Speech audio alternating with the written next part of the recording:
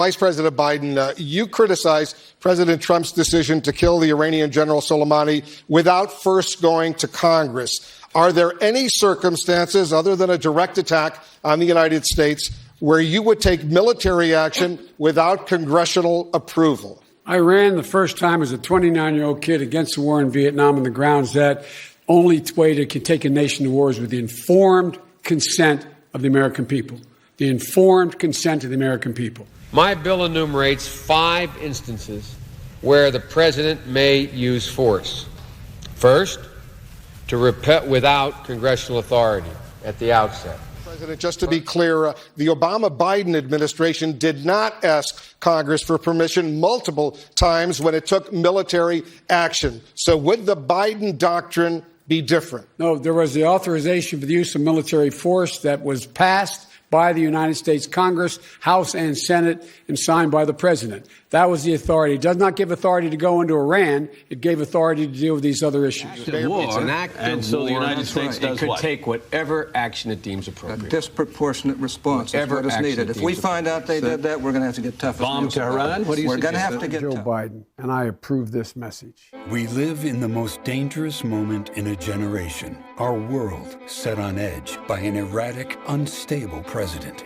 This is a moment that requires strong, steady, stable leadership. Completely moot point. With Iran. But everything was kind of calm for a while. Obama did something, and now he's stirring up Iran. Why? Do you want to go through the?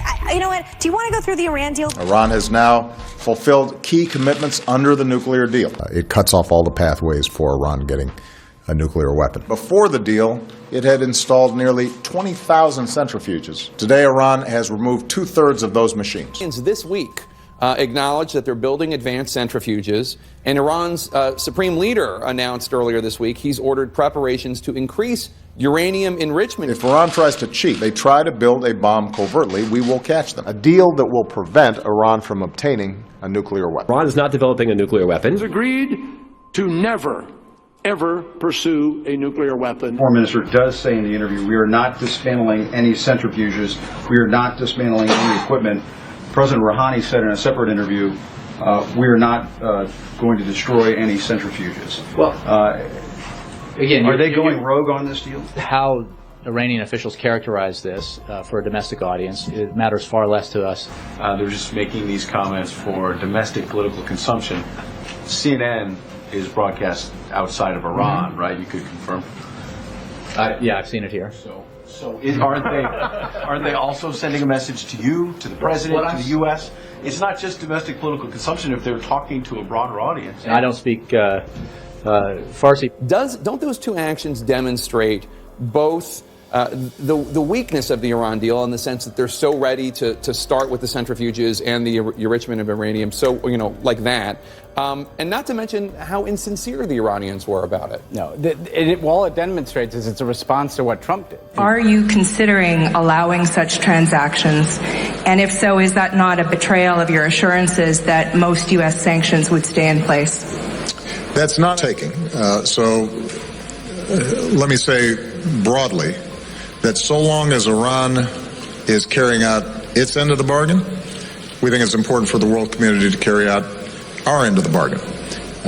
They have, in fact, based on the presentations that were made by the IAEA this morning to the P5+1, have in fact followed the implementation steps that were laid out. The Obama administration actively misled Congress about an effort to help Iran before the deal was signed. We are going to have to find ways to help Iran get access to its own money. Even before the deal was signed? No, this is part of how the deal was implemented and keeping. But the deal had not yet been signed when you lifted the sanctions on that $5.7 billion. No, this was part of our commitment as we were negotiating the deal. It was Iran's own money that they had to get access to. Iran released 5 Americans who were unjustly detained on Iranian soil. Was this money ransom for the folks that were released? No, it was not. It is against the policy of the United States to pay ransom for hostages. This all came to a head at the same time. Everything was kind of calm for a while. Obama did something.